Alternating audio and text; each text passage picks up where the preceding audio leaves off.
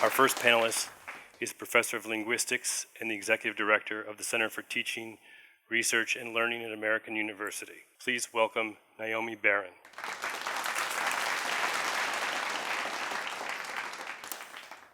Next is the Paulette Godard Chair of Digital Media and Learning Sciences and a professor in the Steinhardt School of Culture, Education, and Human Development here at NYU.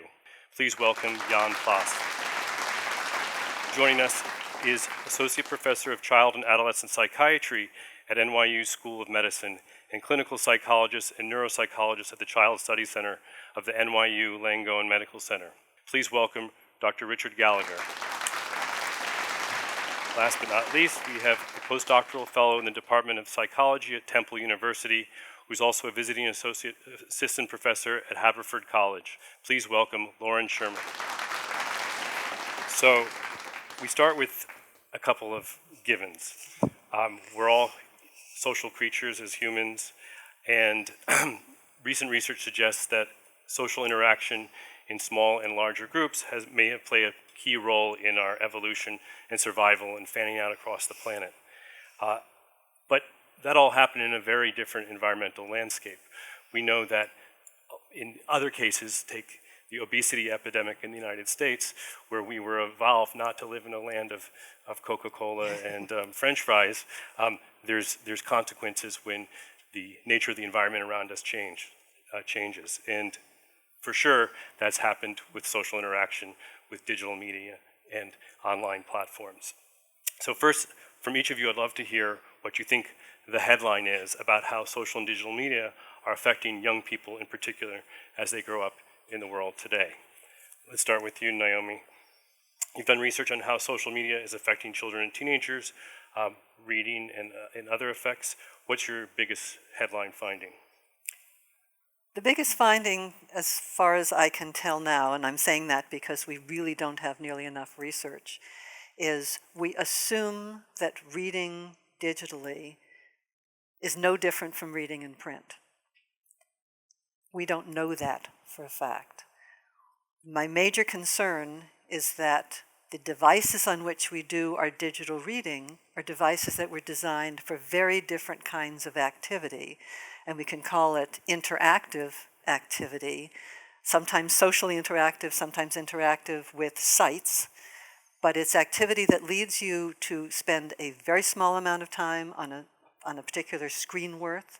It leads you to multitask. It doesn't lead you to sit back and concentrate, which is what in principle, not always in practice, but in principle, print allowed us to do. So my major concern, my headline is until we really know how to train people to take the mindset of reading in print and use it reading digitally, we're going to be incredibly shallow readers. And there's some studies that have been done that can suggest that's what's happening. Lauren, you've studied the effects of social media on the teenage and adult brain in real time. Can you describe your really interesting experiments? Yeah, so it was really surprising to me that up until very recently, nobody had actually looked to see what's going on in the brain when adolescents or really people of any age were using social media. And so we have all these questions, right? We want to know what are the effects of social media, what are the effects of technology on the brain? And so you'd think a very first step would just be to say, all right, let's put someone in the MRI scanner and let's see what's going on in their brain when they use social media. And maybe the reason that it wasn't done is because it's actually not so simple, because if we think about social media, they're many different things, right? And many experiences that you have, whether it's on Facebook or writing a blog, are indeed very complex. And so as much as it's nice that you can be in the MRI scanner and you see a little screen in front of you, we like to have experiments in the MRI that are very simple, that are very controlled. And so it actually was a little bit hard to get from this really rich, complex experience on your computer or your phone to something that we can look at in the scanner. And what was really exciting to me when I was trying to think about, okay, how do we do this? Where do we start? Right around the time that I was thinking about this question, Instagram started to become really popular with teens. And the thing that's cool about Instagram is it takes what previously was very complicated. If you think about Facebook, that you have several feeds at the same time, lots of text, Instagram suddenly makes it very simple. So you have a picture, you have a little bit of information about that picture, maybe the likes and the number of comments. And so the question that my colleagues and I decided to look at is, say you're looking at a picture on Instagram, but you look at this picture and it has maybe 2 or 3 likes. And then your peer looks at the same picture and now they see it and it has 50 likes. How is this little bit of information, how is this number going to change the way that you respond to the picture? Are you more likely to like it if it's popular? And how is it going to change the way that you take in information? Is your brain response to that picture actually going to change? And we zeroed in on this idea of the like because it's something that really is brand new, right? So for a very long time, we've been telling each other how we feel about information. If I'm up here in front of you and I'm telling you a joke, I get sort of an idea of your response based on your smiling or your laughter. But now we have this really interesting new context where I'm getting a number that's associated with something that I've created or something I've put out into the world. And so what we found is that this little number, the number of likes on a photo, affected how likely teens were to like the pictures. So they were significantly more likely to click like. I use the word like a lot when I talk about this. They're significantly more likely to click like on the picture if they believe that many of their peers have also liked it. So we get this peer influence that's kind of happening in a new way online. And then we also saw that their brain response was changing, that when they looked at a picture that had a lot of likes versus a few, they showed more activation in a number of different parts of the brain. Parts of the brain that are involved in social cognition and thinking about your world, parts of the brain that are involved in visual perception. So even though they're seeing the same thing, the parts of the brain that process visual information are becoming more active, which suggests maybe they're scanning it a little more carefully, paying attention to it in a different way. And then the really interesting thing that we find is that parts of the brain that are involved in reward and reinforcement, so getting a reward, responding to that reward, being motivated to do something in the future, these parts of the brain were becoming more active when they saw that a picture had a lot of likes, and especially if they saw that their own picture had a lot of likes, as I'm sure you can imagine. So you're basically saying likes are like chocolate or sex or crack. They activate our dopamine reward system. But how is this new? How is this different than what teenagers have been doing subtly for thousands or millennia? So what's particularly new about digitality, if that's the word? I mean, that's kind of an open question. To some extent, it is something that has already existed, right? So the idea that peers are being influenced, this is absolutely not something that is new. The idea that peers are very motivated by or that adolescents are very motivated by what their peers think is certainly something that already was happening for a long time. And so some of the questions that we're really interested in exploring, because again, this is something we don't know a lot about, is this something that is really new, or are we just seeing this kind of recapitulation of what we already knew about adolescence? There are some things that make social media very different. One is that now there are these numbers associated with information. So the experience that you get of seeing that people are liking you, it's a little bit more like a currency, right? Now it's quantifiable. And so that's kind of a big question. Is this in any way changing the experience of getting information from your peers? And what's great about your experiment was that it was an experiment. You actually manipulated the number of likes that the photos got. So you basically control the popularity currency there. But the cost of doing an experiment is that you're seeing something in your fMRI or any other measures in real time that's perhaps a short-lived effect. Yes. Richard, as a child and adolescent psychiatrist, you're seeing sort of more globally the longer-term effects of the accumulation of these kind of dopamine surges and disappointments and so forth, and multitasking and what it's doing to our memory and all those kind of things. So are you seeing more ADHD, more social disorders, more mutism? What are you seeing in your practice? I think what's really important about these different forms of the digital tools is that one of the headlines that I like to be able to provide.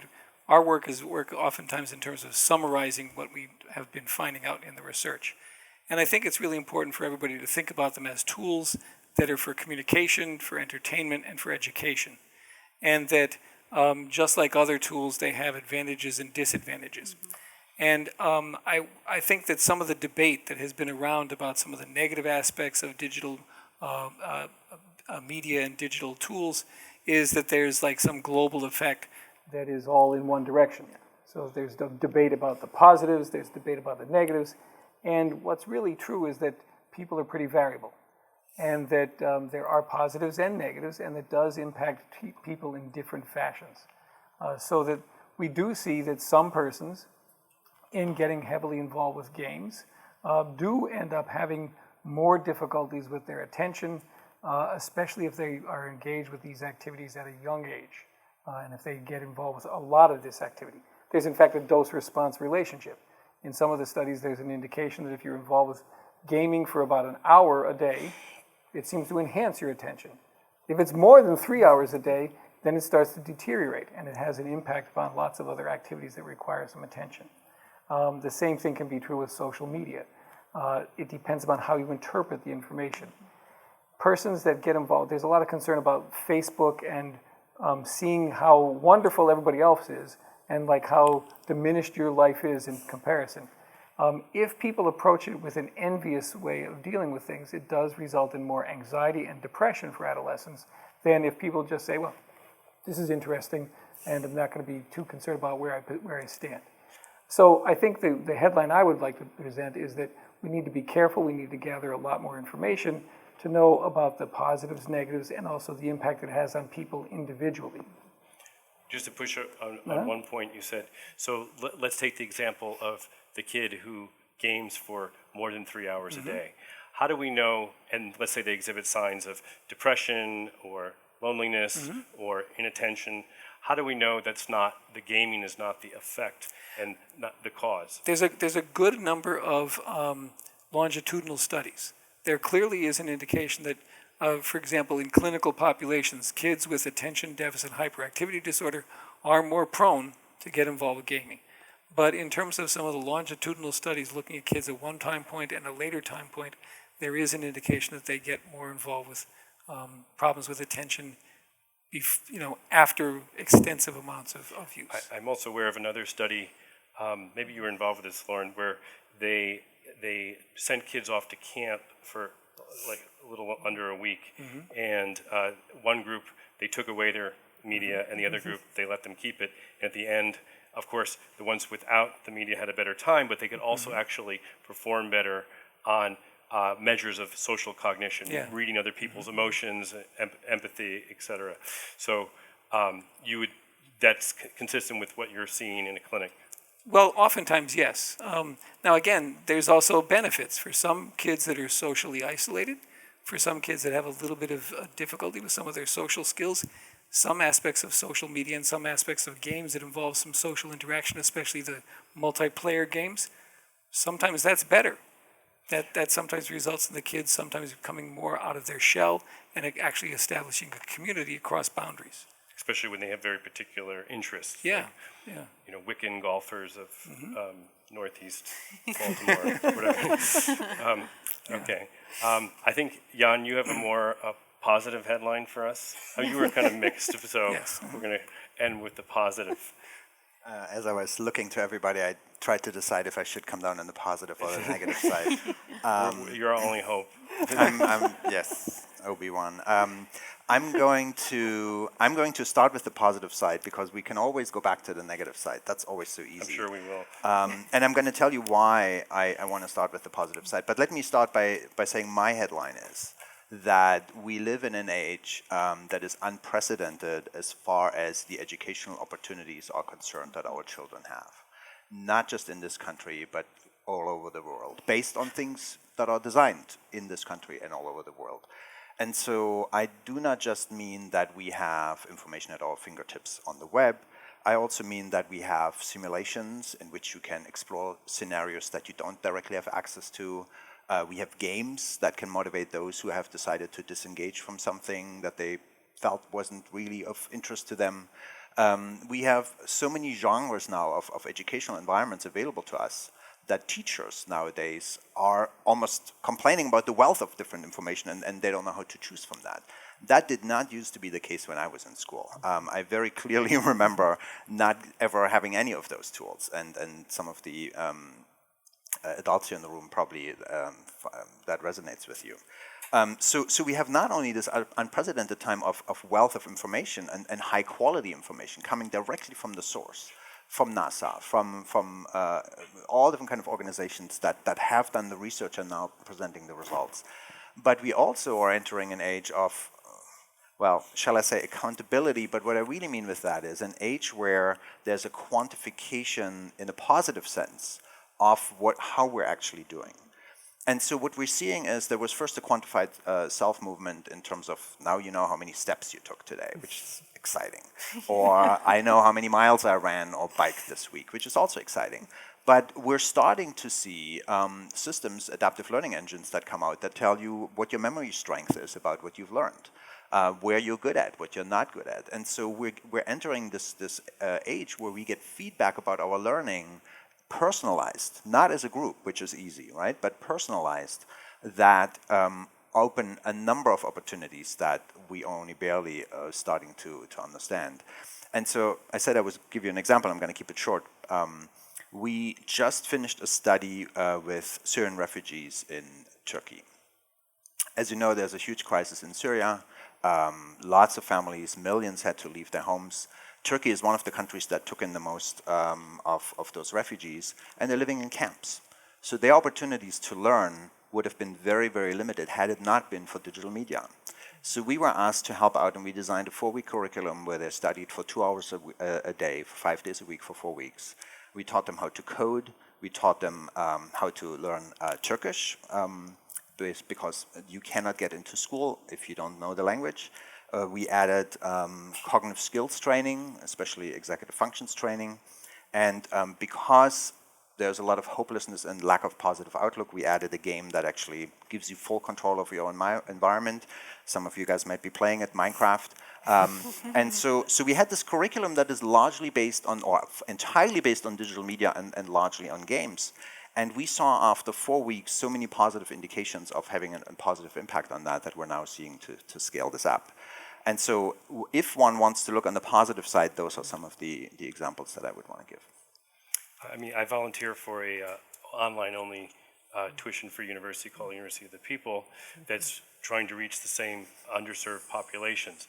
But you're also teaching at NYU, and you're teaching both digitally only and in the classroom in the brick-and-mortar sense. What are the take-home headline lessons if someone was going to try to develop pedagogical games online? Yeah, that's a really loaded question. Let me start by saying that I do not believe that entire curricula should be game-based. More recently, we've used games for brain training, kind of a topic that is a little bit controversial ever since Lumosity got fined $52 million for making false claims about how effective they are. So we decided, well, let's look at that as researchers, right? We're interested in that. Executive functions is underlying almost everything we do. Right now, you're using all of your executive functions, you're inhibiting the desire to do something else perhaps, you're using your working memory, the shifting function is when different people talk and have different ideas, then you shift, it's cognitive flexibility involved. So it's something that we do for almost everything we do, thought and action and emotion. And it can be trained. That's the good news. It's also something that as children who don't have parents who can spend a lot of time with them because they may need to work 2 or 3 jobs, they don't get the opportunities to train their executive functions, which is one reason why we see an achievement gap in schools. So what if we had a game that could train your executive functions and was actually a fun game to play? And so we built some of those. We're testing them. What we're doing is design research. So we compare 2 different versions. We say, here, we actually work with 11 or 12 to 15, 16-year-olds a lot. We give them the games and they play 2 different versions. One might be adaptive, one might not be. One has different game characters than the other, etc. And then we look at which one works better. And in the end, we see what the overall outcome is on academic achievement. Does it actually enhance your performance in school, etc.? And if that's all the case, then they're all available for free on our website. You can play them at your heart's desire and see if that works for you. I think that was too much positive now. I know. A few years ago, there was a study at UCLA that divided people into learning something while they were multitasking. And the other group, of course, were directed to have their full attention not on the task of learning, of memorizing something. And not only did the ones that gave their full attention, of course, do better on recall and learning a task, they actually encoded it in their brain differently. So the multitaskers, they found that their striatum was more activated, and it was encoded as procedural memory, which is like driving a car, where it's a habit, but you're not as conscious of it. And the people who focused stored the new knowledge and the new skill as declarative memory in their hippocampus. And the benefit of declarative memory is that it allows you to abstract from the particular to the general. So if you know how to drive a car, maybe you don't know how to drive a motorcycle or a plane, but if you know how to solve a proof of, for partial differential equation, you might be able to transfer that to something else that's has the same basic logical framework. So are we all, Lauren, are we looking at you, but anyone can jump in.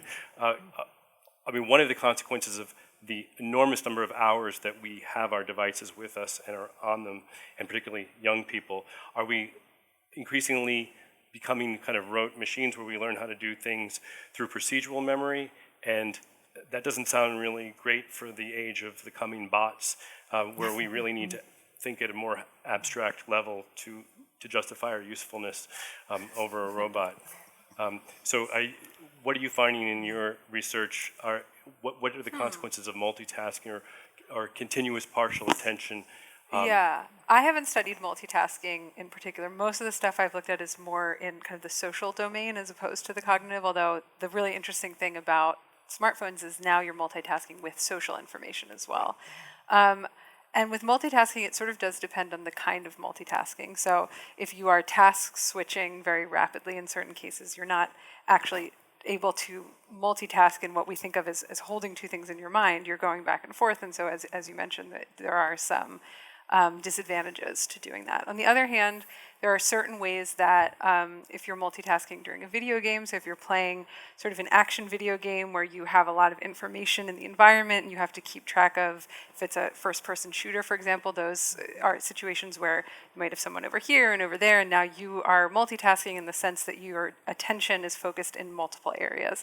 And the really interesting thing is that there's some research that finds that those kinds of games do improve your ability to hold information in your mind at once. And so when we say multitasking, it really depends on what we're talking about. Because on the one hand, you get people who are gamers are actually better at one kind of multitasking. On the other hand, people who tend to report that they do a lot of using social media while they're doing homework and that sort of thing, that they often will show lower performance on certain tasks. So again, it's this idea that it really depends on how you define it, that there are these benefits or decrements, but it's not one thing, even with multitasking. But interestingly, when you survey, because some surveys were done a couple of years ago, and you ask high school students, when you multitask, do you think that your performance academically, if you're sitting doing your homework, is degraded? They'll say, no, no, no, no. Yeah.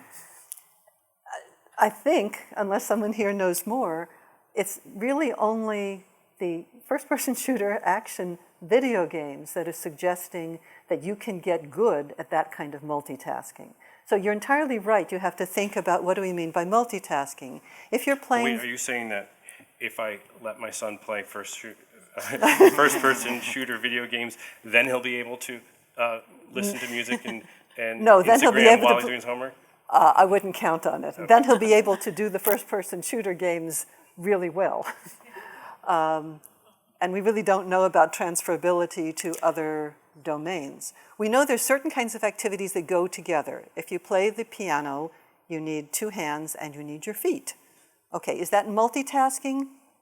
It is in a version, because all you have to do is look at someone learning to play the piano to begin with, and you can't coordinate both hands. I'll never forget when I was teaching my son to drive, he said, I'll look ahead and you look in the mirrors for me, because I can't do both.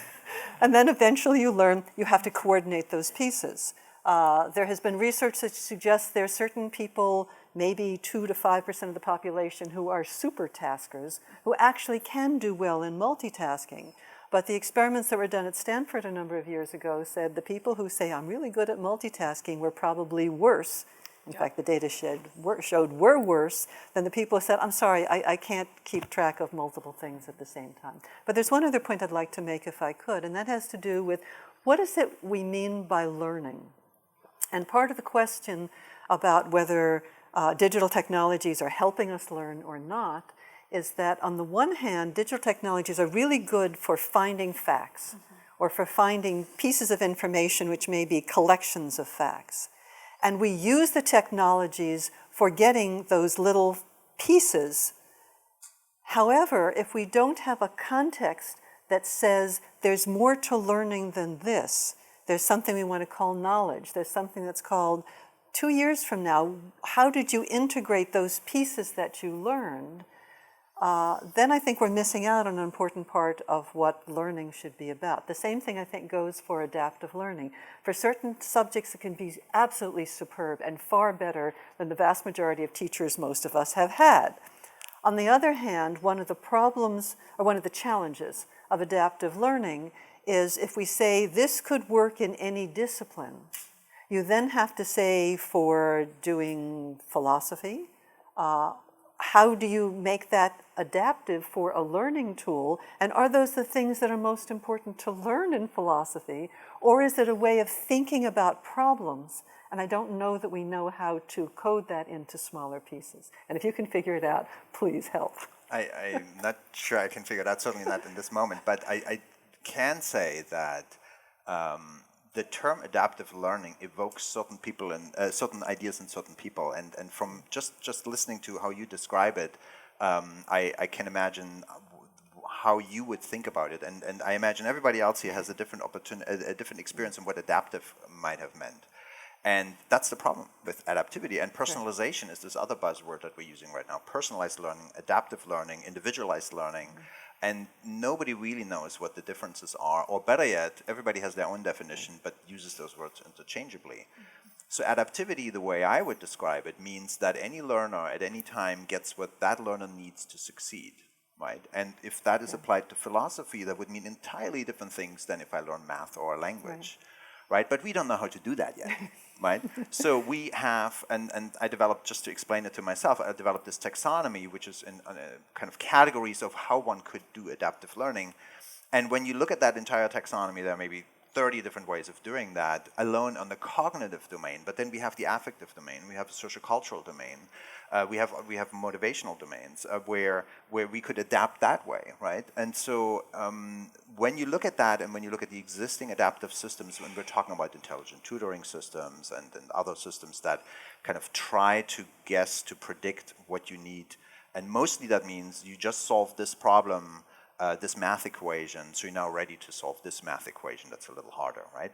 That would never work in philosophy, but that's just such a small part of what adaptivity could mean. But as researchers, as learning scientists, we're just in the beginning of understanding that, or understanding how to build it. We understand what we would love to have, but not how to do it. I think we're also, if I may, I think we're also in the process of also understanding what it does mean to be multitasking, because you know, the definition is probably not clear enough. Exactly. What's often described as multitasking is really switching from one activity to another. There are some benefits for multitasking that have been documented in work with kids and other persons, for example, that in a colleague of mine did some work a good number of years ago on the idea of helping kids with attention problems and trying to see what happens if they listen to music as they're doing their work. If they select the music, they actually do improve their productivity. It seems that kind of the brain is multitasking. There's one part that's kind of attending to the music, sort of like activating the brain and making it like a little bit... Keeping it occupied, that part occupied. Kind of keeping it occupied, but more like an idling in the car. The car is ready to move up and to advance when they present to a problem. And the same thing has been found with adults when they're involved with doodling and listening to lectures. Well, that's the fidget spinner, right? Well, yes, it is. Before it became a trend, yes. The idea was you're doing something that's taking up part of that energy. But doodling, it does result in people paying better attention to lectures that are being presented. So I think we have to be really careful about these definitions because we can get overly broad in that regard and get confused. So you're in the business of actually giving best practices to families, to parents, of how to manage this brave new world that's exploding upon us. So what are some of the points, what are some of the basic things that, given all this kind of context specificity on the one hand, on the other hand, what do you tell us to do with our kids? Well, I think one thing that's really important is to be a bit more very conscious of what we are talking about, to be really tuned into it, and to not I think one thing that has happened is that we think that this technology is not understandable, and that it's like so brand new that it can't be put into a context. And perhaps I'm being too simplistic, and maybe that's the way my mind works. But I do think that it's really helpful for people to say, well, many of these instruments are means of communication. So what do you think about the role of communication in your children's lives, and what kind of communication do you want them to have? They're tools for education. What kind of education and what kind of content do you want to have your kids learn about? And what things do you want them to be involved with in terms of leisure? And I like to be able to suggest to parents that they think about, for example, with education. You can use digital resources to be able to learn how to be, some really problematic issues. You can learn to be a really good anorexic. You can learn to be a good bomb maker. You can also do all the different kinds of fascinating things that have been presented here already. With regard to communication, you can get really good at being a bully. You can also get really good at being able to communicate to people in Alaska, in Africa, and in many other communities, and you can really make a good set of connections. And with leisure time, you can spend most of your time on junk and things that are not going to be very, very useful, or you can do it on some things that are fulfilling and a little bit of junk. And so I think when parents do that and think about these things as similar to what they were presented as kids, and that I think that helps kind of like put the context into it that's really very useful. But how is a parent to control all of this? I mean, Dana Boyd at Microsoft Research argues that actually all of the stuff like the specific teen talk that parents can't decode on social media sites and so forth is all a response to the fact that we overprogram and overcontrol our kids today. Not an effect, but actually, not actually cause, but the effect of what we're doing already in trying to kind of control their worlds. I mean, I'm not only defriended from my son's Facebook, but I'm blocked. So, what am I to do? Well, I think, the thing is, kids and adolescents have always found some way to keep things secret. The question is like how secret and how problematic. I work in a clinical setting. You don't want to be the parent, and this is a number of years ago when things were just starting, to find out that your 12-year-old daughter has gotten really obsessed with something and really concerned, showing a lot of signs of anxiety, because what has happened is she met somebody at camp, the boy has been sexting with her, and that she's like now preoccupied and she doesn't know how to stop it. And you don't want to be the parent that finds out that when you go to Verizon and find out, okay, here's the series of texts and it's been going on for months. You don't want to be the parent that finds out that your teenage son, and these are cases, has been involved with staying up and chatting and texting into 5 a.m. with a girl that's suicidal. You want to be able to have some sense of what is going on. You don't need to know each and every detail, but you have to know the trends. That sounds good, but how does one affect that? Well, I think what you do is you do kind of like recognize that these, again, are tools. Like an example I give in my talks is that, we have chainsaws, and chainsaws are very useful, they're very helpful, they help us do a lot of different things. But then you have the Texas Chainsaw Massacre. It can be used in a different way. Not to just think about it as being something that you can't step into. Not to think that like, okay, every kid, and I've had some situations where people are saying 8-year-olds have an inalienable right to privacy. Well, really? Did you grow up that way? Did your parents raise you that way? I mean, we've been parenting for a long time, and I think we have to try to be logical and reasonable to say, well, I do need to know a little bit of the trend. I do need to know what's going on. I do need to be tuned in enough to be aware of what you're doing. And the technology tools that we sometimes feel are so overwhelming that we don't even want to start to understand what our children are doing can also be used to help with that, right? So I have my favorite app on my phone is the one that lets me turn off the Wi-Fi. And the Wi-Fi in our house is tightly controlled because both of my kids would be on at all times if I didn't. And for a while we collected the devices, and then they got really smart and they were hiding them. So now you can hide your iPod as much as you want, but the Wi-Fi is off and it's on for certain hours. And they don't have phones with 4G? Well, so there's that, right? So you need to look at all the different ways of how your children manage to get the information that they want to get. But what I'm saying is that has, and I think that's Richard's point, that has always been the case. We just have to not give up and give in to say, well, technology, it's just so hard to understand what these kids do nowadays, so we just let them do anything. Yeah. And what's interesting is my 14-year-old, and I probably shouldn't mention his name here, the poor guy, but he will tell me about other kids in his class that have far more control over their digital life than he does. And he says it half admiring and half kind of, understanding why he does not get that from us. He's also the one who asked me, Dad, you do research on games for learning, why don't we have an Xbox or a PS4 in our house? And, it's the same reason. The other reason is that my office is right across the street and we can always go there. But, so we need to take charge. And there's a new digital literacy on the part of the parents involved and a new digital literacy on the part of the children involved that we need to teach them about. Because the kind of things that they're posting before they have found out what can happen are kind of hair-raising sometimes. And so don't let them I'm not going to reveal you. because this is going to be archived in the web, I don't want to actually reveal my secret ways of keeping track that he'll then adapt to. Right. But So he does uphill research your on you? kids are 11 and 14, so I want to interview you again in 4 years and see if you still can do that. Yes. Mine are 17 and 19. And yes, everybody's learning about what you should or should not text or post, and understanding that you're on a public stage. Part of the problem of social media, or I don't know if it's a problem, but is the erasure of what sociologist Irving Goffman called front stage and backstage, where intimate, private things were done backstage. In fact, that created intimacy by letting people in to your secrets, and front stage was how you behaved here on front stage. But is that being eroded, Lauren? Like, is there a blur? Are people still managing to maintain front and backstage on social media? I mean, I think that it as with everything, kind of depends. I can think of examples of teenagers actually using social media in a way that they divide that into a front stage and backstage. So even just thinking about the different social media that teens use, what's been really interesting to me, and I haven't been doing this research for all that long, but in the time that I've been doing it, seeing how the tools have changed and seeing what is popular. So when I started doing my work on Instagram, it was before too many teens were using it. And by the time I was finished, it was very popular, and teenagers had Facebooks, but they are boring and they didn't really use them. And since then, in talking to adolescents, they describe it as it's a little bit more like LinkedIn, where I think at some point there was this message that colleges are going to look at your Facebook. And so teens started thinking about it as, oh yes, well, a college is going to look at my Facebook, so it has to look very nice. And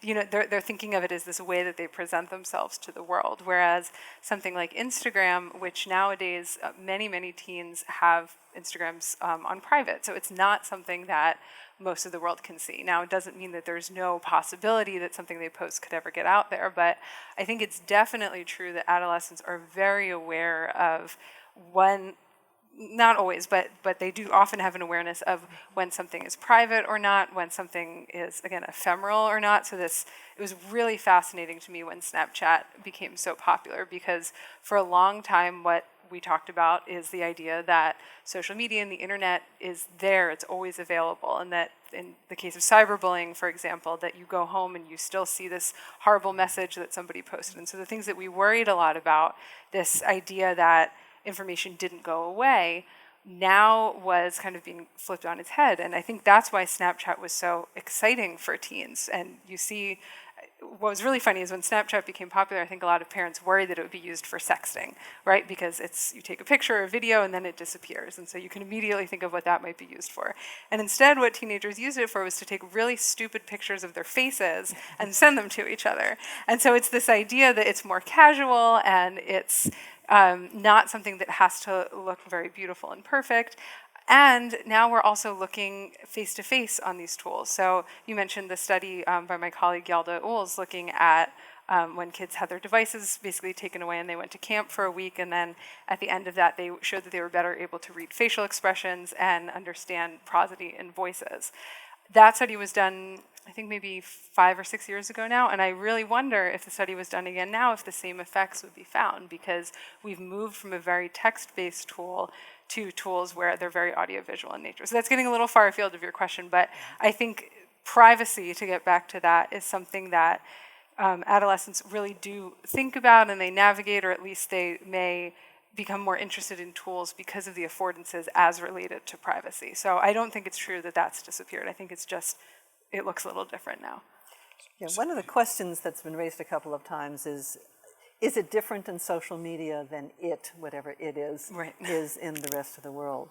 And at this point, I'll put my linguist hat on and say one of the things we know about learning to use language, particularly by the time you get to be a teenager, and then somewhat younger for many of the skills, is you are really good at knowing what you say to whom, when.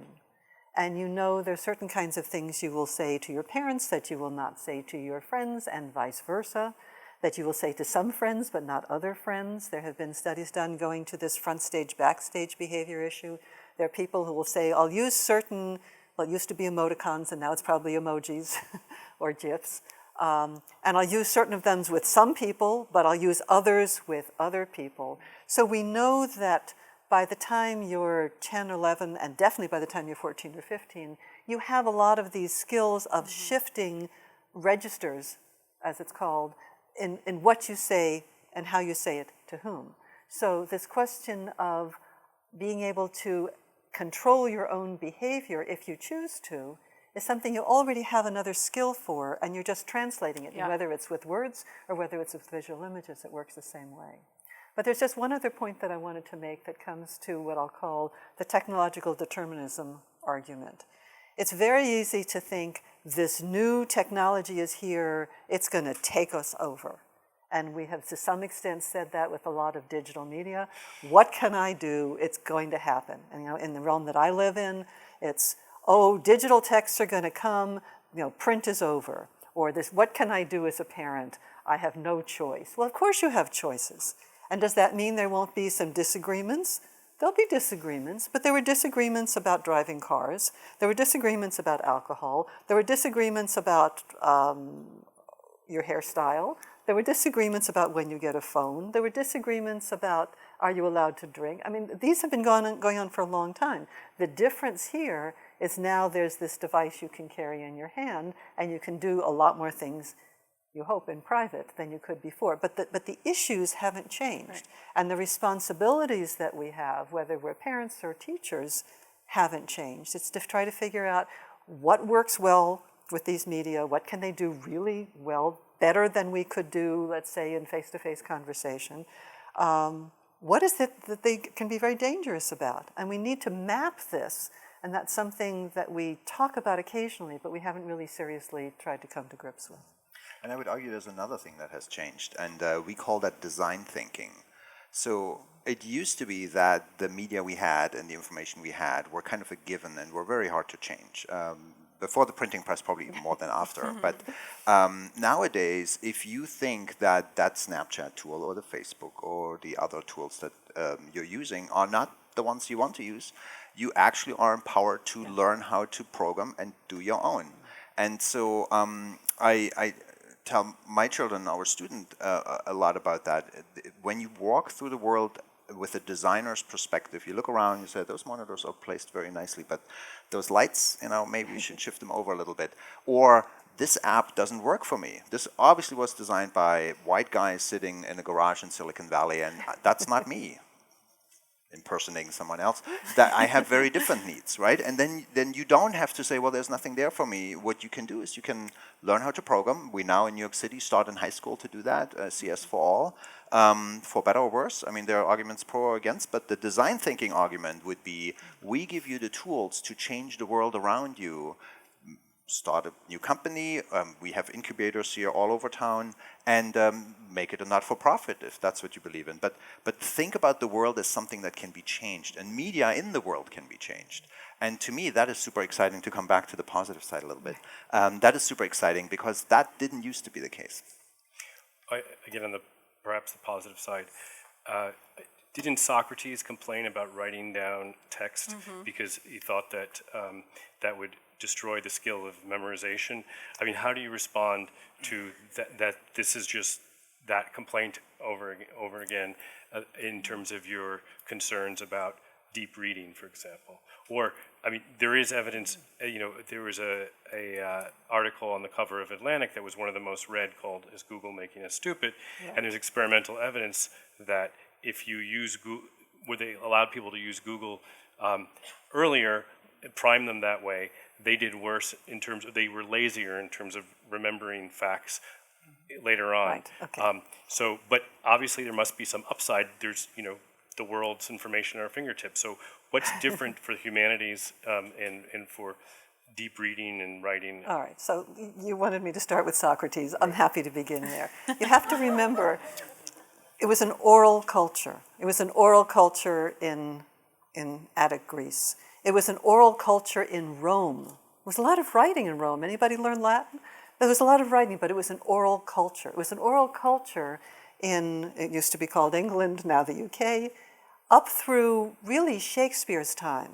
Shakespeare's plays, although they were written down, so there were scripts so that people could learn their parts, they were meant to be performed. And only when, after Shakespeare's death, and some of the members of his company put them together in the so-called First Folio, around 1623, I think, was it said, read them now, okay, because it was an oral culture. Okay, so when Socrates says our memory is going to go, remember, this was a time when certain people would know the Iliad, they would know the Odyssey by heart, thank you. Okay, we live in a different time. Writing really seriously began for bureaucracies, for keeping track of records. Literature is a Johnny-come-lately for writing. Philosophy, depending upon how you want to think about it, because Socrates didn't write the stuff down. Plato did. By writing, we were able to sit and reflect on what was written. And a lot of things have been, I think, appropriately argued that says one of the benefits of writing is you can come back to it. You can contemplate it. You might stand up and walk around for a while, and then you come back to it. The thing about digital technologies is it doesn't encourage our coming back. Well, so here's a question. So if Socrates was kind of looking ahead at the way the world changed, he would be very upset that there's nobody who's out there in the world who's memorized the Iliad, whereas we go about our lives and nobody's particularly concerned about that. Well, would he be? I don't know. I don't know. But say that if he was upset about the idea that there was some sort of degradation of mental faculties based on writing memory. things down. All he was talking about was memory. He wasn't talking about, can you think through a problem? Because remember, he's in the really early days of Greek philosophy. Mm-hmm. Well, so I guess what I'm saying, the way that I've always interpreted that quote is that there's sort of a value judgment on it, right? That he's not happy about the way that things are going, so to speak, and that he might be valuing different things in an oral culture than we would value now. So I guess the question that I'm getting at is it possible that we won't be having these conversations 20 years from now because what we value may not be your ability to answer questions about something that you've read, but it may be your ability to look information up and to know where to find it? I mean, I'm being a little bit provocative on purpose. No, you're hitting it right on the head. What I think is challenging today is we are tending to let our technologies reshape what we think learning writ large should be about.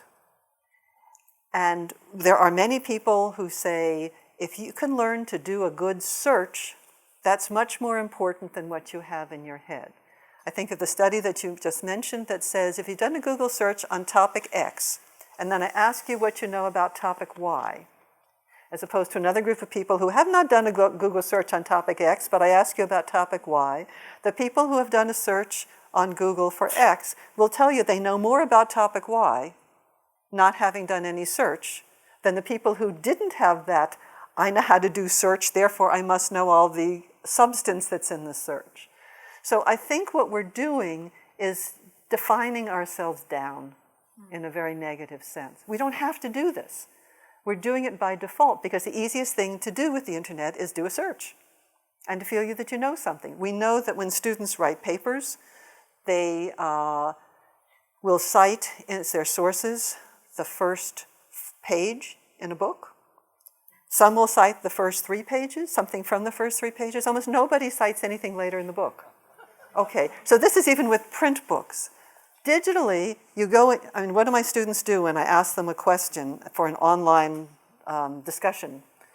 They say, where in the article is that topic that you asked us to talk about? And they read the line above and the line below, and they talk about it, and they say, done. No, I just wanted to push slightly back on one thing, which is, as a learning scientist, I would say, if I want someone to read the full article, I give them an assessment or a task that requires reading the whole article, right? So if I make it meaningful to someone, when you read this article, you can solve this problem.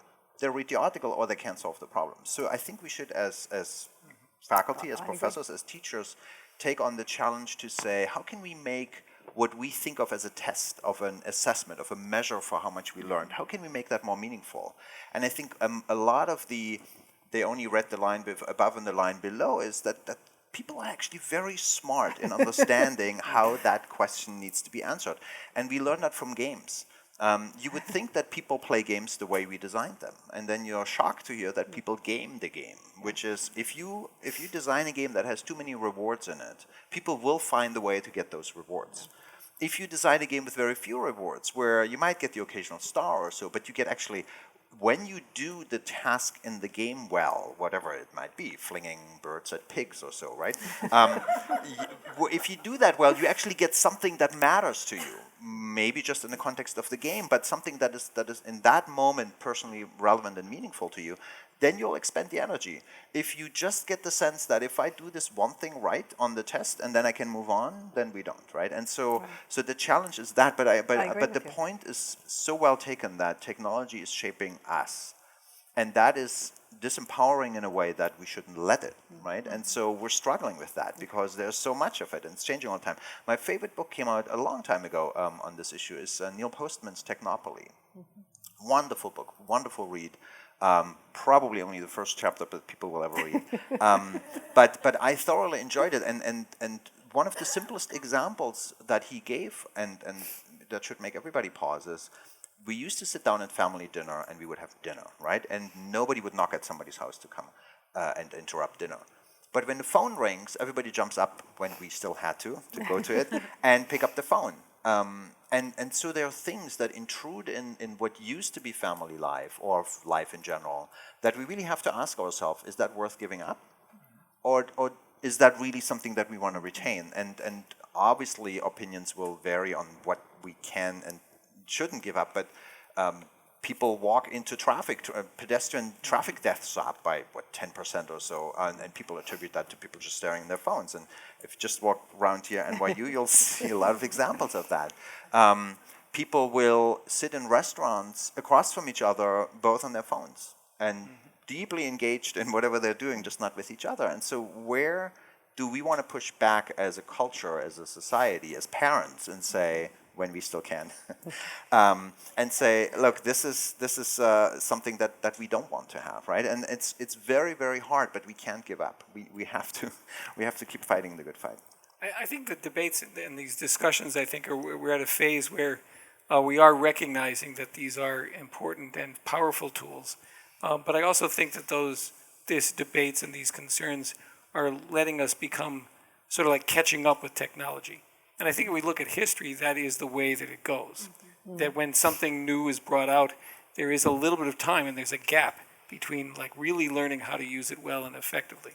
And one part I'd like to be able to also bring out is not only that working on teaching kids about using things effectively and well and having them be cautious.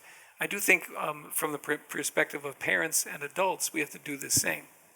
Because there's a good amount of indications that when adults are not using these materials appropriately, indirectly they're also harming their kids. There's a fair amount of studies that are being looked at right now with regard to parents' use of phones and connections without connecting with their infant kids, and kind of like giving their kids these tools too early, so that they don't get advantages of a number of different. On that note, I want to ask you one last question, Richard, before we go to the audience, which is that the American Society of Pediatricians recently revised their regulations. Used to be 0 digital media for those under 2 years of age, and now they've relaxed that. Is that the right policy? I think so. I think it's well-founded and reasoned. The concern had been based upon work that had been done that found that kids at an early age would inhibit their attention. and their capacity to be able to pay attention. But more subsequent studies indicated that, well, it's within reason, it's fine. And I think that this is what is happening.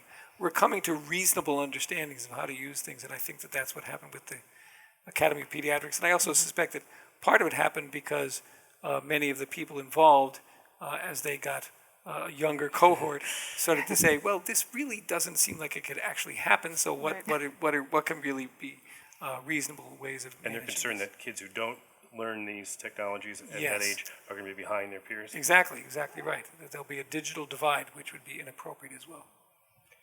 So we have about 10 minutes for questions from the audience. Also in the back there.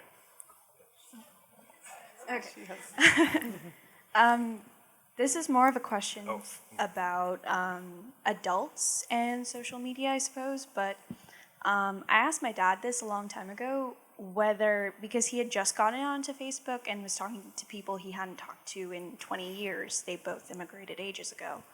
And I asked whether it was better to forget about all those friends that you had met 20 years ago and let them fade out of your memory like you would have before social media, or if it's better just to check in and know the shallow bits of their lives without being involved in them, because ultimately which is more painful, which is sadder, and he never really gave me an answer to that. And I always wondered, from a neuroscience perspective, what works? Is it better to have a shallow understanding of other people's lives, or just let them fade away? So I think the question that you're asking, you're talking about a value judgment, right? Is it better or is it worse? And this comes up again and again, is there's never going to be this universal idea of what is better or worse if you're talking about emotions or your particular experience that you have. There may be some people for which having those connections long term, being able to maintain them, having, though it may be shallow, a continuing connection with someone is better or worse. I think there's this hope that we have that we can look in the brain and suddenly it will become objective, right? Is that because it's science, because it's something that's physical or biological, we can use all of these words and say, all right, now we're getting from this kind of touchy-feely psychology stuff where it's just whatever you think to, all right, now we're going to look in the brain. And unfortunately or maybe fortunately, I don't know if it's unfortunate, but it's just not how the brain works. I mean, the one thing I will say that's really incredible about our brains is that they're very good at adapting to all sorts of different situations. And in fact, there are a lot of developmental cognitive neuroscientists, and I'm one of them, who think that there's something really special about the adolescent period, that our brain is very sensitive to our social sphere because we're learning about our particular culture. And so something that's going to be valued very highly in my culture, the number of friends that I have, the way that I interact with people may be very different from what's valued in another culture. And it's this wonderful thing that our brains allow us to figure that out. It can be very tough when, as you age, your culture starts to change and the way that you grew up is now very different. But all of that is to say that the brain is never going to tell you whether it's better or worse. And in fact, for these questions, sometimes it's better to ask yourself or to ask somebody else. Sometimes what we think of as being more touchy-feely is actually going to have more of a direct effect on our outcomes and help to guide our behavior a little better. Time for one last question. My question is, we've talked a lot of the conversation has been rear view, kind of taking us to this point. But if you just roll forward, what would be the headline 10 years from now? So what's the impact you see on learning and how we're behaving? I take a first shot. I'd rather not go 10 years because I don't know what I could see, but 5 years perhaps. And I'll start with the example of digital versus print. It was widely predicted around 2011, 2012 that print really was going to fade. And what has happened instead is we've really reached what's known as a both-and world. There's certain things that we do digitally all the time. There's certain things that we're doing a lot in print. And that's not just one person or another person, it's independent bookstores are coming back, and if you look at sales figures and growth levels for digital books versus print books has a higher growth rate than digital does, and audio is way higher than both of them. I think the same thing is going to happen, and maybe it's because of the settling in period, for our coming to grips with we get to control what we do with the devices. We get to control what the devices are. We get to make our own decisions. I think we're going to get tired of being shallow. We know that people who spend a lot of time on Facebook often either feel depressed because everybody looked better than they did, or so they think, or what came from those 3 hours, zilch.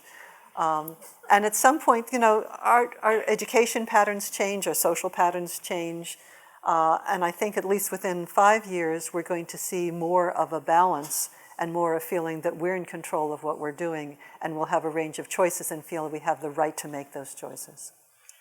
I'd love that as an answer, but I think in 5 years we will have had 2 more waves of new technologies that all promise to solve all of our education problems, and that then only ended up adding to what we have available at our fingertips, in our arsenal as teachers, if you want, to now have to choose which way of teaching and learning is the best way for me, for a particular subject, for a particular context, etc.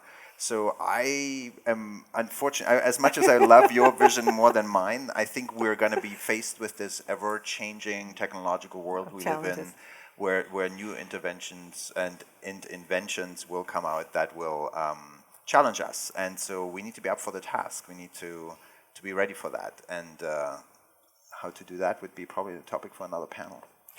I think it's important also to say that technology is not its own realm, sui generis, or isolated from other changes going on in society, whether that's changing age structures in society as we age because of a low fertility rate, or rising economic inequality, the changing nature of work, prolonged adolescence, which is formalized by Obamacare, where kids can stay on their parents' health insurance till, is it 25 or 26? 26.